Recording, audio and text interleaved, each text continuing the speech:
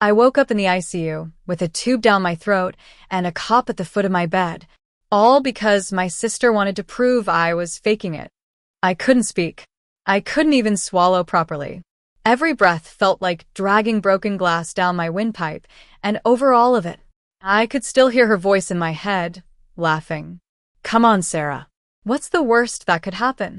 Turns out, the worst was me almost dying in front of my entire family and my sister being investigated for attempted murder.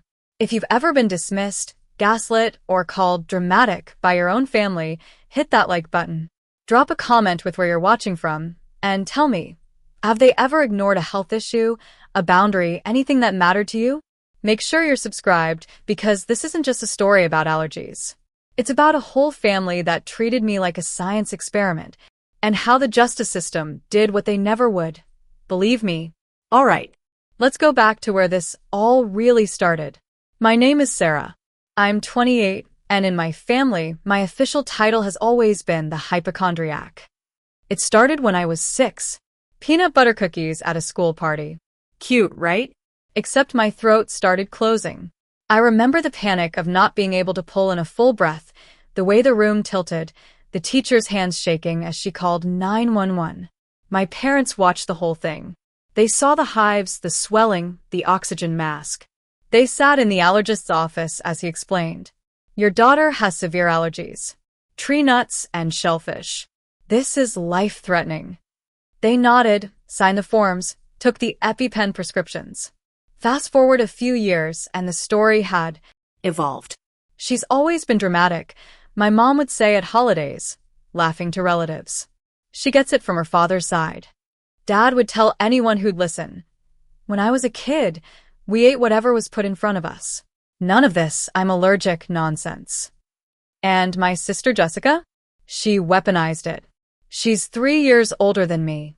Pretty, loud, always the center of attention. The golden child. At family dinners, she'd wave shrimp in front of my face like it was a joke. Come on, Sarah, just try a little bite. What's the worst that could happen? When I'd back away, everyone laughed. I was the punchline. The overreacting little sister with imaginary allergies. The irony? I spent my whole life trying not to be dramatic. I learned to cook so I could bring my own food. I read every ingredient label twice. I carried 2 EpiPens at all times. I'd sit at birthday parties with a granola bar while everyone else had cake and act like it didn't bother me. Meanwhile, my family turned my medical condition into entertainment. Christmas? Almonds on everything. Family picnic? May contain tree nuts printed in bold on the cookies my mom offered me with a sweet smile. When I pointed it out, she frowned. May contain isn't the same as contains, Sarah. You're being paranoid. They didn't just ignore my allergies, they decided I was lying. That I'd somehow maintained a 20-plus year con for. What? Extra attention? Special treatment? Trust me, there is nothing glamorous about reading every label while people roll their eyes at you. Then came Jessica's engagement. Sarah, I have the most amazing news. She'd squealed over the phone one Thursday morning while I was at work. Ryan proposed. I was genuinely happy for her. Jess, that's awesome. Congratulations. I'm throwing an engagement party next Saturday at Mom and Dad's. Backyard, some tables, just family and close friends. Can you help me plan it? I should have said no. I should have listened to that heavy feeling in my stomach. But she was my sister. So I said, of course. She started rattling off ideas. Ryan loves barbecue, so we'll grill. Oh. And I found this amazing recipe for shrimp skewers. Jess, I interrupted, you know I can't be around shellfish when it's grilled. The proteins go airborne. My allergist. She cut me off with a groan. Oh my God. Seriously? You can't even be in the same yard as shrimp now.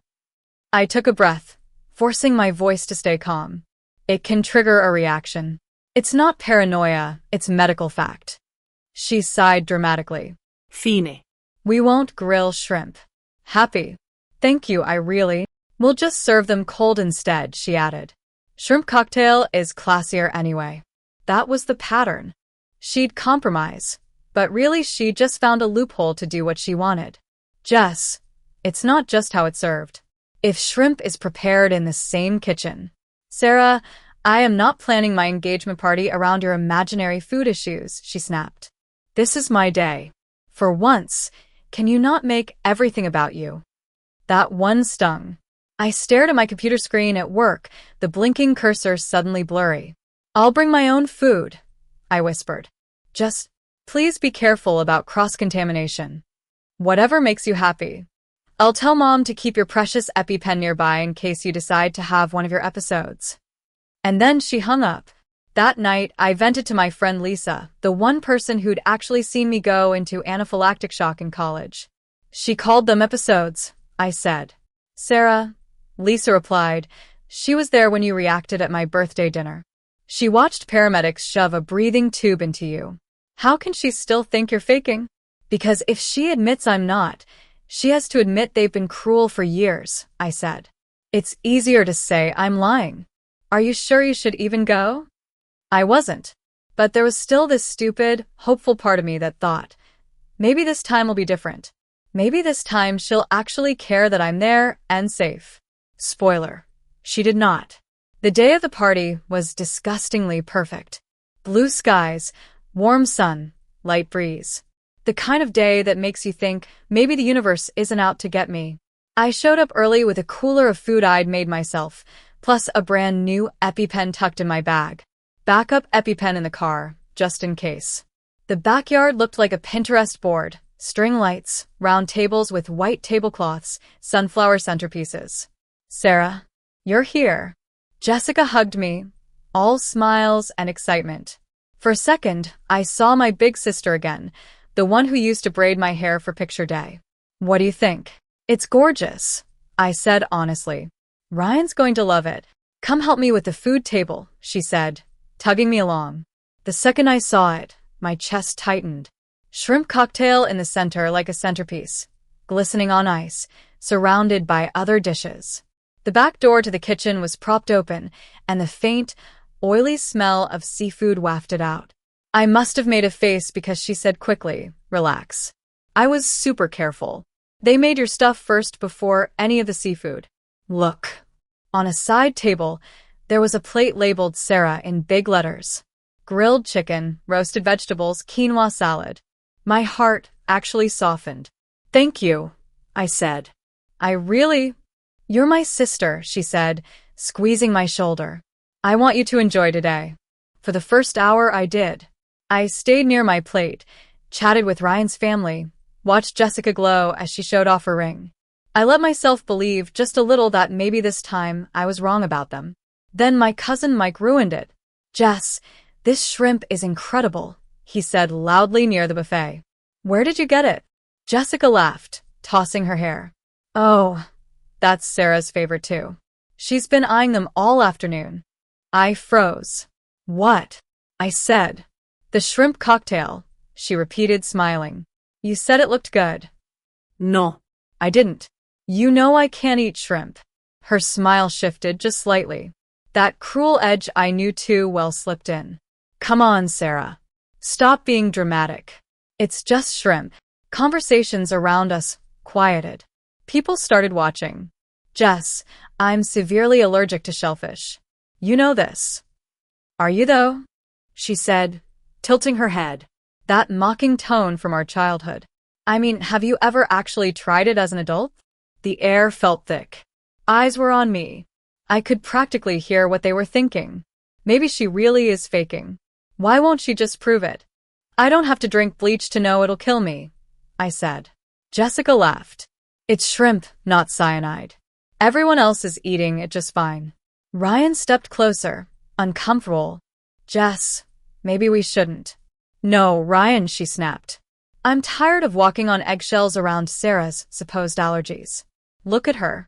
She's fine sitting 3 feet away from a plate of shrimp. If she were really that allergic, wouldn't she be reacting already? Several heads nodded. The logic sounded simple, neat, wrong. Just try one bite, Jessica said, picking up a shrimp. One tiny bite. Prove to us you're really allergic. I'm not going to deliberately poison myself to make you feel better, I said. My voice shook, but I held her gaze. She turned to the crowd. See? She won't do it, because she knows she's been lying. People shifted uncomfortably, but no one stepped in. No one said, "Jessica, stop." I felt like I was 6 years old again, alone in a room full of adults who refused to see what was right in front of them. Eventually, the moment passed. People drifted away. I walked off, heart pounding, pretending to laugh it off with one of Ryan's cousins. What I didn't see was Jessica walking over to my plate. Later, I'd see the photo of it, her scraping chopped shrimp into my quinoa salad, looking around to make sure no one was watching. At the time, all I saw was my labeled plate waiting for me when I came back. Same chicken, same veggies, same quinoa. I took a bite. 10 minutes later, my mouth started tingling. Just a little, like I'd eaten something spicy. I got up, casually, and went into the kitchen for water. No big deal. By the time I reached the sink, the tingling had spread. My tongue felt too big. My lips felt wrong. That metallic taste hit the back of my throat, and my stomach dropped. I knew that taste. "Jessica," I called, but it came out thick, slurred. She appeared in the doorway, still smiling. "What?" "My mouth is swelling," I said, each word heavier. "What did you put in my food?" Her smile faltered. "What do you mean? Did you put shellfish in my food?" I asked, panic rising. She shrugged, eyes darting away. "Maybe. Like, a tiny bit? Practically microscopic. Just to prove." I didn't hear the rest. I was already running for my bag.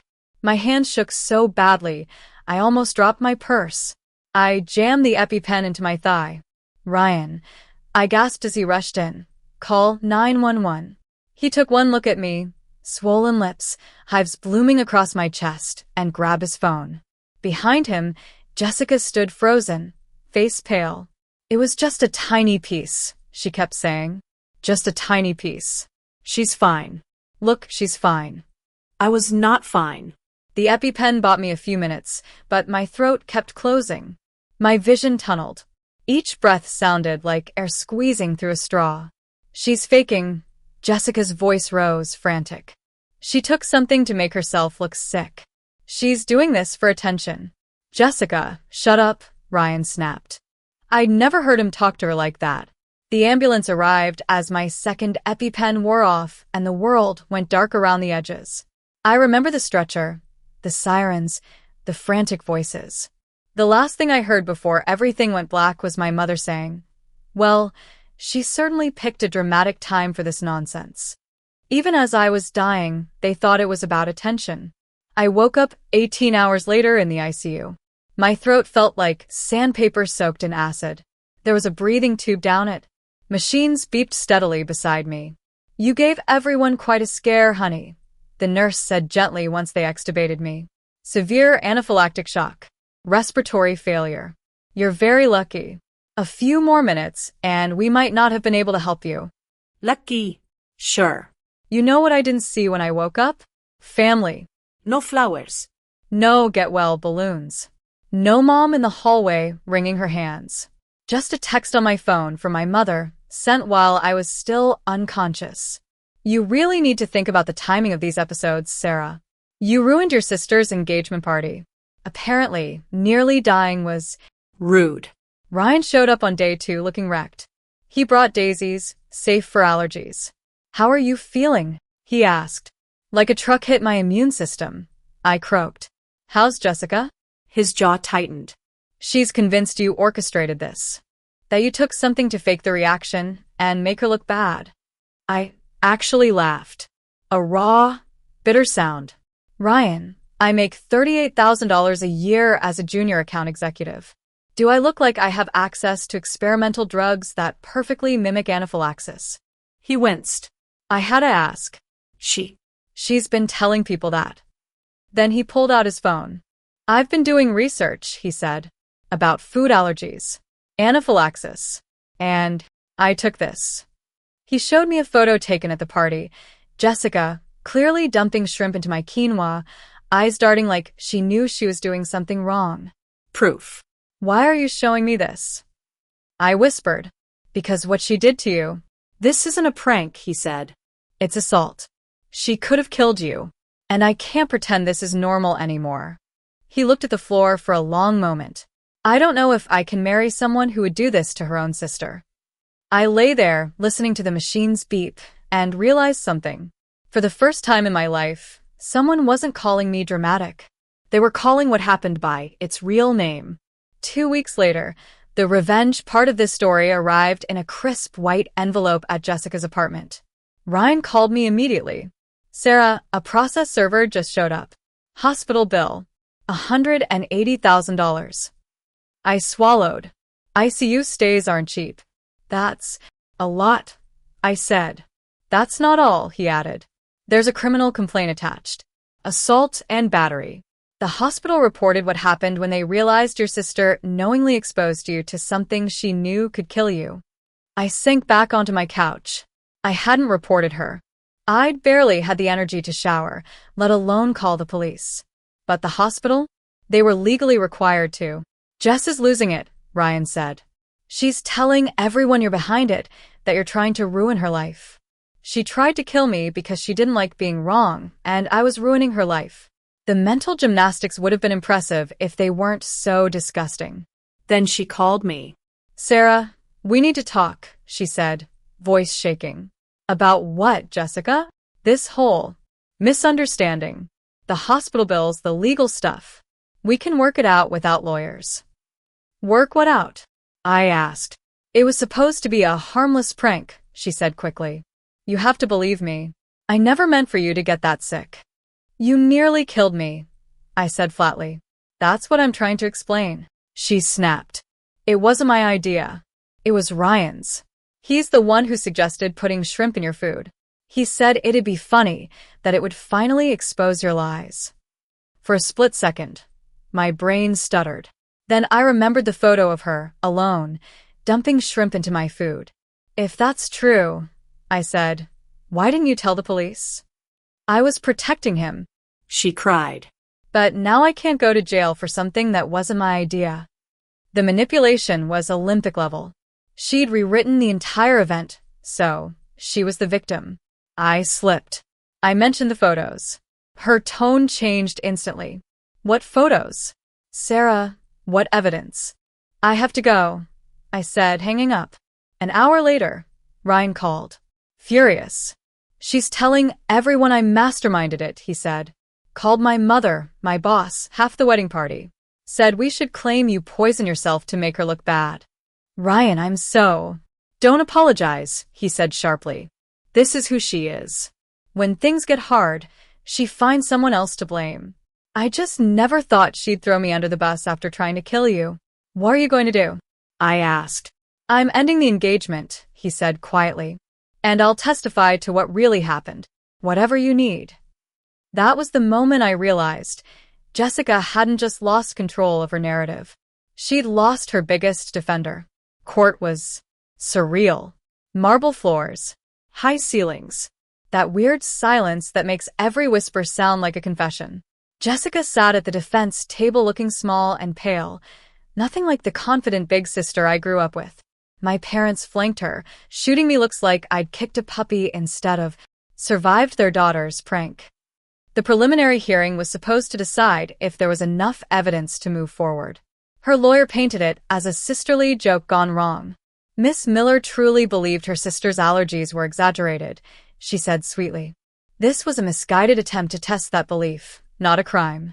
The prosecutor brought my medical records. ICU reports. The paramedics' notes about my airway closing. An allergist explaining exactly why exposure could have killed me. Then Ryan took the stand. He described seeing Jessica tamper with my food, calling 911 while she tried to stop him. Listening to her insist I was faking even as I was loaded into an ambulance. When her lawyer tried to suggest he was lying out of spite because of the broken engagement, he just looked tired. I ended the engagement, he said, because I realized the woman I plan to marry is capable of deliberately harming her sister and then lying about it. The judge took about 30 seconds. There is more than sufficient evidence to proceed, she said. The defendant will be arraigned on assault in the second degree. Jessica started crying. My mother glared at me like I'd stabbed her. My father wouldn't even look in my direction. They were devastated by what was happening to Jessica, to themselves. What she had done to me still barely registered. Here's where the story goes from poetic revenge to full-on investigation. A detective came to my apartment a few weeks later. Detective Martinez. "We've been interviewing your relatives," she said, flipping open a notebook. "This doesn't look like an isolated incident." "What do you mean?" I asked. "Your cousin mentioned a Christmas where your aunt served you food with almonds after you asked if it contained nuts. Another relative remembers your mother swapping your safe cookies for unsafe ones at a graduation party." Memories started clicking into place like dominoes. Hives at Christmas. A tight chest at that graduation party. Our visits I'd chalked up to mistakes. "How many times," she asked gently, "have you been hospitalized after family events?" I had to count. 4. "In the last 5 years." "And outside of family gatherings?" "Never," I said slowly. She nodded. "That matches what we found in your medical records. MS. Miller, this pattern looks less like carelessness and more like systematic disregard for your safety." She told me they'd pulled text messages and emails. Threads where family members joked about my fake allergies and brainstormed ways to prove I was lying. Talk about allergy tests. Emails discussing whether my insurance would cover self-inflicted reactions so they wouldn't be stuck with a bill. They'd been poisoning me and planning for how not to pay for it. "We're expanding the investigation," Detective Martinez said. "Jessica still faces assault charges. But we're also looking at conspiracy and potential insurance fraud involving your parents." For a long moment, I just sat there. When someone abuses you slowly, over years, you start to wonder if you're imagining it. Seeing it in case notes? In legal language? Conspiracy. Assault. Fraud. It felt like someone had finally turned on the lights. "Are you ready for this to involve more than just your sister?" The detective asked. I thought about ER visits. Eye rolls. Being told I was ruining holidays by not eating the poisoned food. "I'm ready," I said. "I'm tired of being their experiment." My mother called at 7 a.m. 3 weeks later. "Sarah, this has gone far enough," she said, skipping hello. "You need to drop this ridiculous legal nonsense." "I didn't start it," I replied. "The hospital." "Don't play innocent. You've turned your sister's harmless prank into a vendetta. Your father could lose his job. We could lose our house." There it was. "Mom, Jessica poisoned me." "Poisoned is a very strong word," she said sharply. "You've always been so dramatic. We've accommodated you for years. Your special meals, your little EpiPens. And this is how you repay us? By trying to send your sister to prison." I almost dropped the phone. Accommodated me? They'd mocked me, ignored warnings, and literally fed me allergens. "What do you want?" I asked. "Drop the charges," she said. "Tell the prosecutors it was a misunderstanding. In exchange, we won't see you for emotional distress or push for a mental health evaluation." "Wait. "You want to sue me? For being allergic? For the lies you've told about us deliberately poisoning you," she snapped. "For destroying our reputation. We have evidence, Sarah. Inconsistent allergy tests. Times you ate things you said you were allergic to, and were fine. You need help." It was like listening to someone argue that the sky was purple. "I'm not dropping the charges," I said quietly. "Then when this destroys the family, remember, you chose strangers over us." She hung up. 2 hours later, my lawyer called. "Your family just filed a countersuit," she said. "They're claiming you faked your reactions to collect insurance money and ruin their lives." I laughed, because what else was there to do? "Can they do that?" "They can try," my lawyer said. "But by filing, they open themselves up to discovery. And, Sarah, what we're finding is very, very bad. For them." Text threads. Insurance documents. Claims where they'd reported my reactions as self-inflicted to avoid paying. They hadn't just poisoned me. They'd profited off it. The investigators added federal insurance fraud charges to the list. The people who had spent years calling me a liar had finally trapped themselves in their own web of lies. I didn't have to scheme or plot some elaborate revenge. All I had to do was stop covering for them. 6 months later, it was over. I sat in my new apartment. No spare key for my parents, no relatives dropping by with suspicious casseroles, holding the final court documents. Jessica pled guilty to assault in the second degree. 18 months probation, community service, and restitution for my medical bills. My parents pled no contest to conspiracy and insurance fraud. Suspended sentences, but they have to pay back the fraudulent claims and cover my ongoing medical costs. The total judgment? $193,000. But the money wasn't the real win. The real win was this sentence in black and white legal language. Deliberately exposing the victim to known allergens constituted criminal assault. All those years of being called paranoid, dramatic, attention-seeking. And now there it was in a court record. I wasn't crazy. I wasn't exaggerating. They were just cruel. That evening, Ryan called. "How are you feeling about everything?" he asked. I thought about it. Relieved, I said. Sad it had to go this far, but relieved. Any regrets? I regret that my family chose lies over accountability. But I don't regret protecting myself, I said. He was quiet for a moment.